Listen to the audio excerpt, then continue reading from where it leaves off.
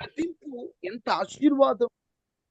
ఈరోజు ఈ గద్దింపుని కాదంటున్నారు ఎందుకు? ఈ గద్దింపును వద్దంటున్నారు ఎందుకు? తల్లిదండ్రులు గద్దిస్తే అపార్థం చేసుకుంటున్నారు ఎందుకు? గద్దించే వాళ్ళని ఎందుకు గద్దించే వాళ్ళని ఒక విలన్లు లాగా, ఒక చెడ్డవారిగా లోకానికి చూపిస్తున్నారు.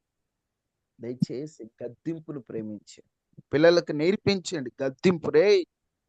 ఇంట్లో పెద్దవారు ఉంటారు, నాయనమ్మో, తాతయ్యో, పెద్దమ్మో, చిన్నమ్మో, అత్తో, ఎవరో ఒకరు వారు గద్దించారనుకోండి, వచ్చి తల్లికి చెప్తారమ్మా ఆమె గద్దిస్తుంది నన్ను అన్న వెంటనే ఏమనాలి తల్లి? నా పిల్ల తప్పు చేస్తే నేను అనుకుంటా, నీకెందుకు అనకూడదు. గద్దింపున నువ్వు తప్పు చేసావు, చిన్నమ్మ తిట్టింది. నువ్వు తప్పు చేసావు, పెద్దమ్మ తిట్టింది. నువ్వు తప్పు చేసావు, నాయనమ్మ తిట్టింది.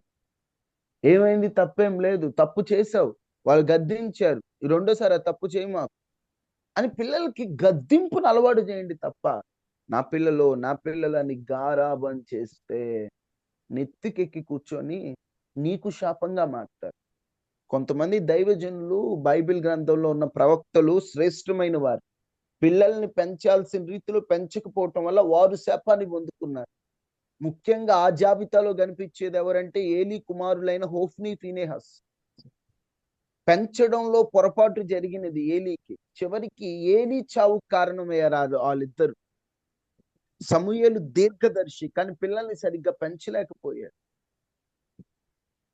దావీదు మహారాజు, కొడుకుని సరిగ్గా పెంచలేకపోయాడు. చివరికి దావీదుని మానసికంగా ఎంత ఆ కృంగుదల కలగడానికి కారణమైందో పిల్లల్ని సరిగ్గా పెంచకపోవడం వల్ల.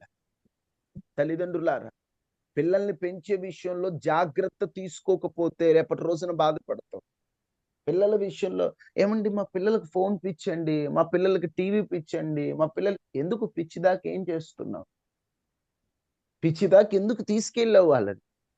మొదట్లోనే 10 నిమిషాలు పట్టుకోవాల్సిన వాడు, గంట పట్టుకోవాల్సిన వాడు రోజులు ఫోన్లు పట్టుకుంటుంటే, ఇది తప్పు.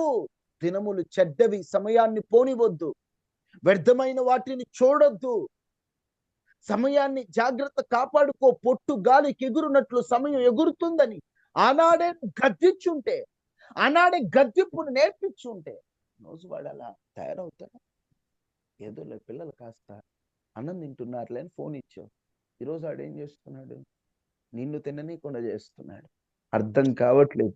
గద్దింపుకున్న దీవెన తెలియట్లేదు. గద్దింపు పిల్లలకు అలవాటు చేయకపోవడం వల్లే సగం కుటుంబాలు నాశనం అయిపోతున్నాయి. గద్దించండి, గారాబం కాదు. తిట్లు తిట్టొద్దు, గద్దించండి. తప్పు చేస్తే ఒప్పుకోవద్దు, ఇది తప్పు అని నిర్మోహమాటంగా ఖండించండి.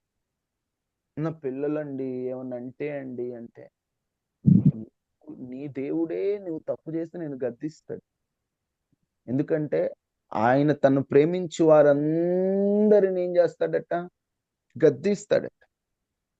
ఎందుకంటే తన బిడ్డలు దారిలో ఉండాలని దేవుడే గద్దిస్తుంటే నువ్వు నీ బిడ్డలను గద్దించడానికి ఏమైంది? గద్దించండి, మొహమాట ఉండొద్దు.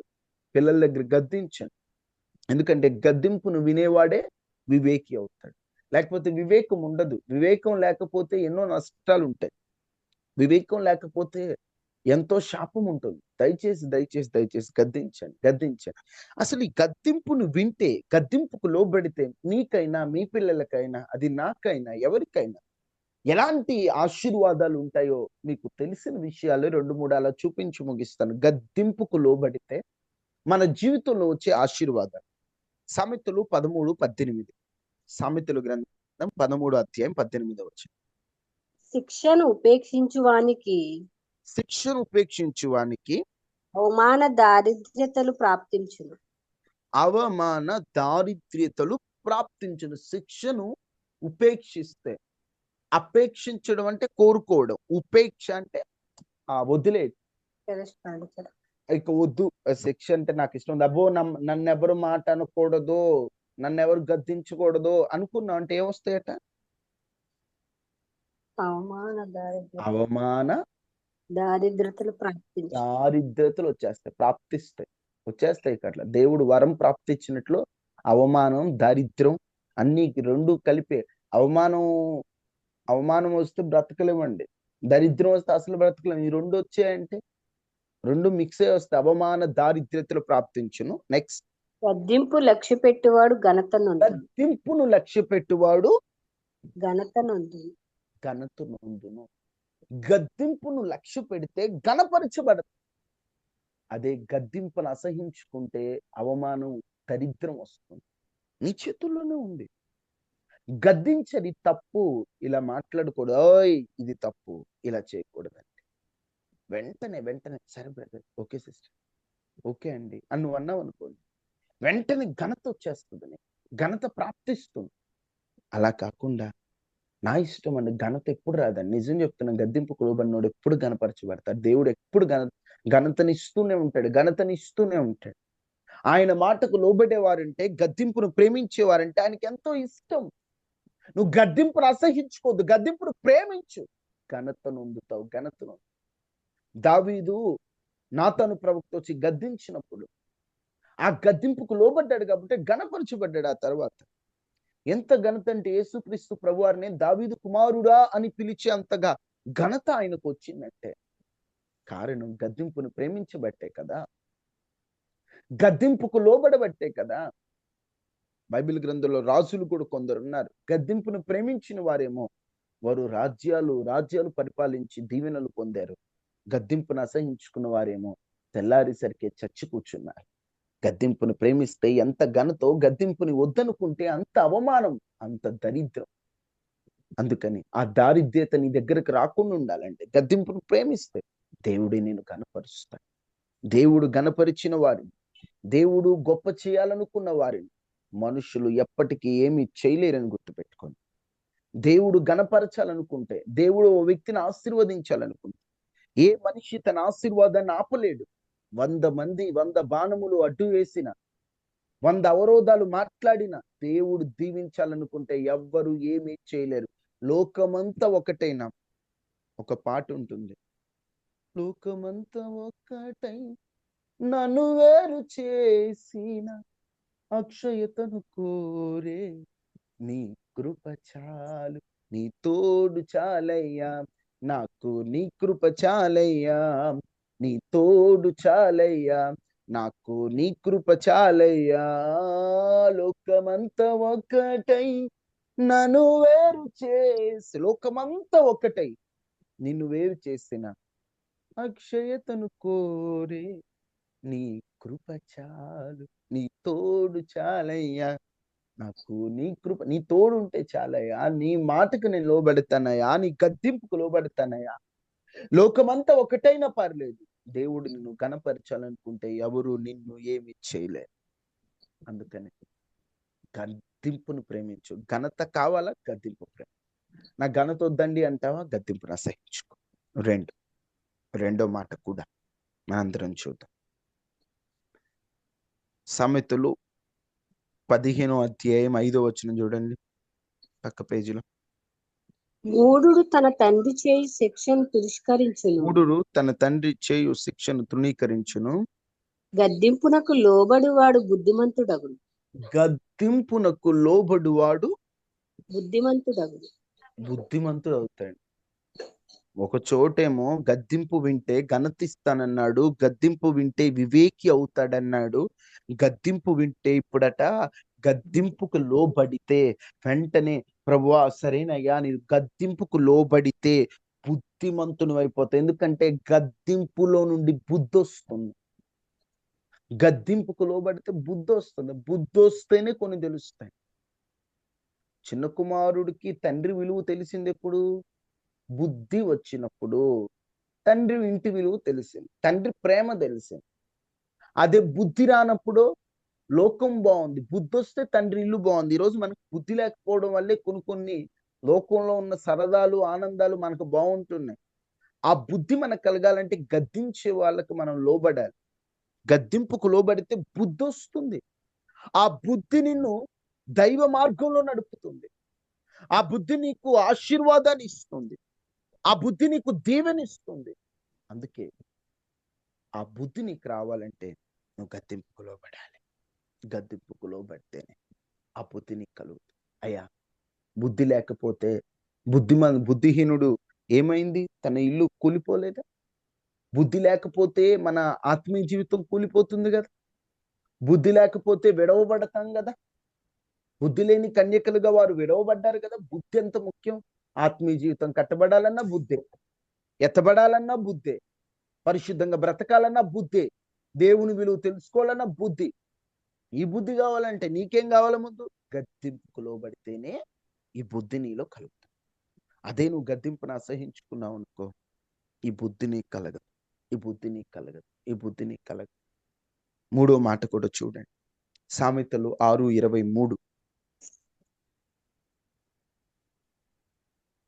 ఆజ్ఞ దీపముగాను ఆజ్ఞ దీపముగాను ఉపదేశము వెలుగుగాను ఉండును. ఉపదేశము వెలుగుగా ఉండును. శిక్షార్థమైన గద్దింపు జీవ మార్గము. శిక్షార్థమైన గద్దింపు జీవ మార్గము. జీవ మార్గములు. నీ మేలు కోరి నిన్ను శిక్షించి గద్దించేవై అవి నిన్ను జీవానికి నడిపే మార్గం, దారి, జీవ మార్గం. గద్దింపు జీవ మార్గం. 3 నీకు దీవెన, బుద్ధి కలుగుతుంది, ఘనత కలుగుతుంది, వివేకం కలుగుతుంది. తరువాత ఆ గద్దింపే నిన్ను ఒక జీవ మార్గంలోకి, నిత్య జీవ మార్గమైన పరలోకంలోకి నిన్ను నడుపుతుంది. అమ్మా, గద్దింపును అసహించుకునేవాడు దేవుని రాజ్యంలోకి వెళ్ళడు. ఎందుకంటే దేవుని రాజ్యంలోకి వెళ్ళడం అంటే అంత సులభం కాదు.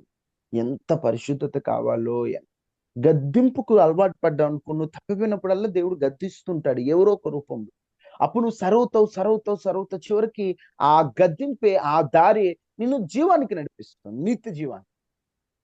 అదిగాక నువ్వు గద్దింపు అసహించుకుంటే ఏమవుతుంది? నీలో పాపం పెరిగిపోతుంటది, నీకు తెలియకుండా నీలో లోపాలు పెరిగిపోతుంటాయి.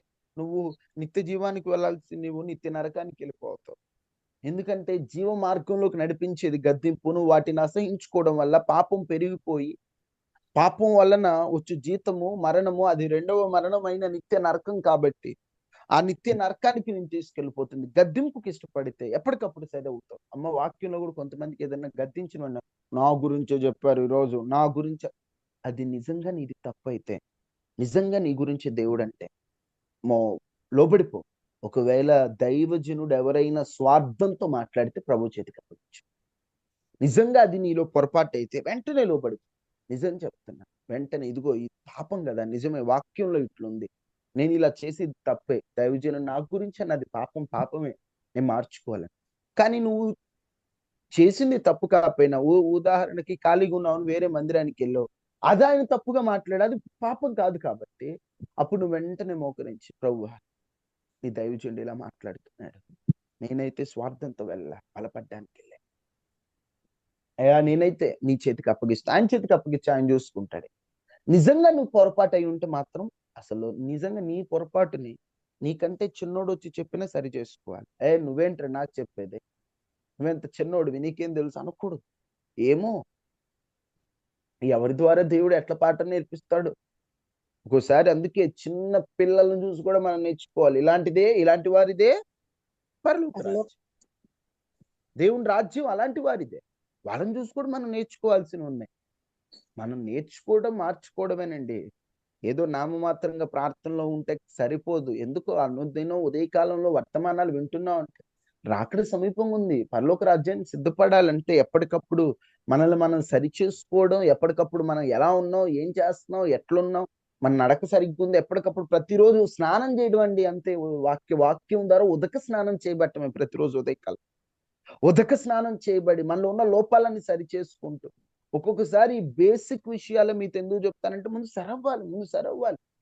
లోతైన విషయాలు చెప్తూ కూడా ఒకసారి మధ్యలో ఆపేస్తుంటాను. ఎందుకంటే లేదు, ముందు వీళ్ళు క్లీన్ అవ్వాలి, వీళ్ళ ఆలోచనలు మారాలి, వీళ్ళ తలంపులు మారాలి, వీళ్ళ నడవడిక మారాలి, వీళ్ళ ఉద్దేశాలు మారాలి. ఎందుకంటే ఆయన రాకడ అతి సమీపంగా ఉంది.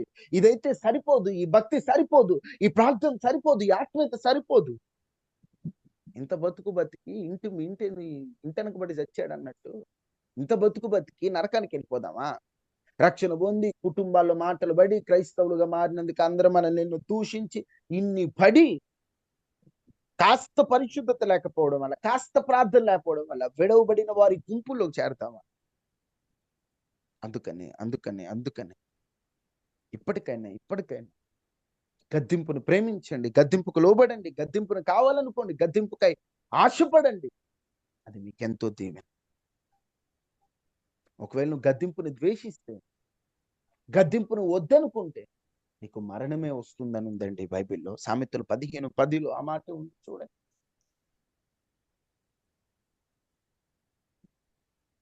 మార్గము విడిచిన వారికి కఠిన శిక్ష ఉమ్. కలుగును, గద్దింపును ద్వేషించిన వారు మరణము నందుదురు. చూడండి అమ్మా, నా మాటలు కాదు, ఇది ఎంత ఇంపార్టెంట్ గద్దింపు అనేది. గద్దింపుని ద్వేషిస్తే మరణం వచ్చేస్తుందంట. మరణం వచ్చేస్తుంది. అమ్మో వద్దు, గద్దింపుని ప్రేమిద్దాం. గద్దింపుని ద్వేషించి మరణం మనం ఎక్కడ తెచ్చుకుందాం? ఇప్పటికే ఉన్న సమస్యలతో, ఉన్న గందరగోళాలతో అల్లాడుతున్న మనం క్రొత్తవి మనకు అవసరం లేదు. గద్దింపుని ద్వేషిస్తే మరణం పొందుతారట. వద్దమ్మా, గద్దింపుని ప్రేమిద్దాం బ్రదర్. గద్దింపు ప్రకారంగా మనం నడుచుకుందాం అయ్యా, అంతే తప్ప అదేంటి ఇదేంటి అనేటువంటి ఏదో నామమాత్రంగా వారు నన్ను ఎందుకు అనాలి, వీరు నన్ను ఎందుకు అనాలని చెప్పేసి అని అలాంటి స్వభావం మనలో నుంచి తీసేసుకుందాం. గద్దించేవారంటే లోకానికి ఇష్టం ఉండదు, కానీ భక్తుడు ఏమంటాడు?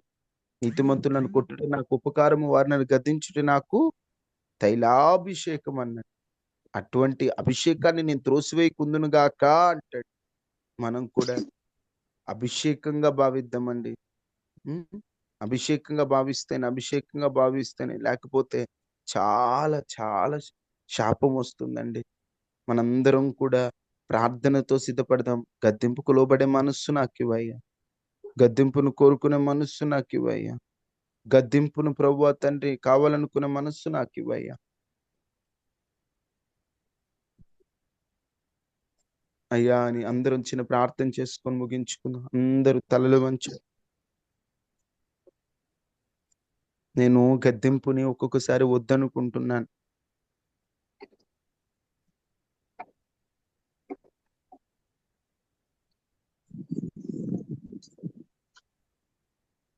మహాపరిశుద్ధుడా, మహోన్నతుడా, గద్దింపు వలన కలిగే దీవెనలు మేము ధ్యానించాం అయ్యా.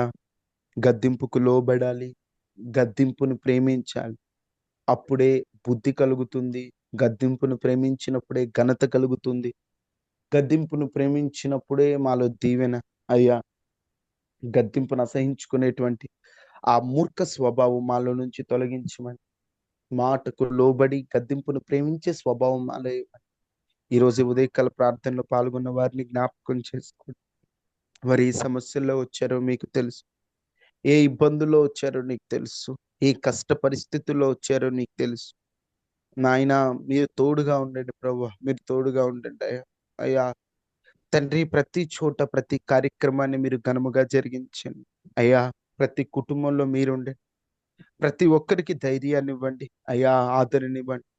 ఎవరెవరు సమస్యలో ఉన్నారో వారిని ఓదార్చండి. కన్నీటితో ఉన్న వారి కన్నీరు తొడవండి. ఇబ్బందుల్లో ఉన్న వారిని మీరు ఓదార్చి బలపరచమని, నష్టంలో ఉన్న వారికి నష్టం నుంచి లాభంలోకి నడిపించమని, కష్టాల్లో ఉన్న వారికి కష్టం నుంచి విడుదల ఇవ్వండి. కన్నీటితో ఉన్న వారి కన్నీరు తొడవండి. ప్రతి ఇంటి చుట్టూ కంచె వేయండి. వైరస్లు, అనారోగ్యాలు రాకుండా కాపాడమని. మరలా కరోనా వస్తుంది. ఒకప్పుడు కరోనాకి ఎంతో ఇబ్బంది పడ్డాం. మరలా కరోనా అంటే అయ్యా, మధ్యతరగతి కుటుంబాలు అల్లాడిపోతాయి కదా నాయన, పేదవాళ్ళు అల్లాడిపోతారు కదయ్యా. అయ్యా తండ్రి, మీరే మా రాష్ట్రం మీద, దేశం మీద మీ కనుదృష్టి ఉంచమని, కరోనా వైరస్ విజృంభించకుండా తగిన ధైర్యాన్ని మా అందరికి ఇచ్చి తగిన జాగ్రత్త తీసుకునే కృప అందరికి అనుగ్రహించమని, మా ప్రయాణాల్లో మేము చేస్తున్న ప్రతి పనుల్లో మీరు తోడుగా ఉండి క్షేమాన్ని ఇచ్చి, మీరు బలపరిచి మీ శక్తితో నింపి మీరు వాడుకోమని యేసు శక్తి కలిగిన నామంలో అడిగి వేడుకుంటున్నాము తండ్రి. ఆమేన్. ఆమేన్. తండ్రి అయిన దేవుని ప్రేమ, కుమారుడైన యేసుక్రీస్తు వారి పరిశుద్ధాత్మని సహవాసం మనకి, మన కుటుంబాలకి ఎల్లప్పుడు ప్రభు కృప తోడైండును గాక. ఆమేన్. అందరూ ఏకాంత ప్రార్థన చేసుకొని అప్పుడు మీ పనుల్లోకి వెళ్ళండి. కాస్త ప్రార్థనలో గడపండి. అందరికీ వందనాలు. సెలవు తీసుకుందాం. God bless you. God bless you. అందరికి వందనాలమ్మా. అందరికి